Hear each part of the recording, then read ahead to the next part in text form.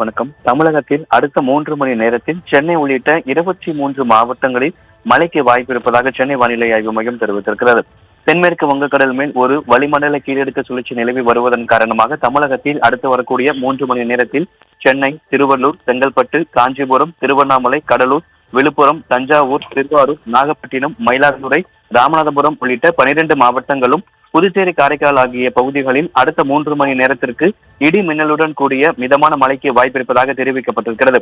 ராணிப்பேட்டை, கள்ளக்குறிச்சி, சேலம், கரூர், புதுக்கோட்டை, சிவகங்கை, விருதுநகர், கன்னியாகுமரி, திருநெல்வேலி, தூத்துக்குடி, தென்காசி உள்ளிட்ட 11 மாவட்டங்களில் அடுத்த 3 மணி நேரத்திற்கு இடி மின்னலுடன் கூடிய லேசான முதல் மிதமான மழைக்கு வாய்ப்பிருப்பதாக தெரிவிக்கப்பட்டிருக்கிறது.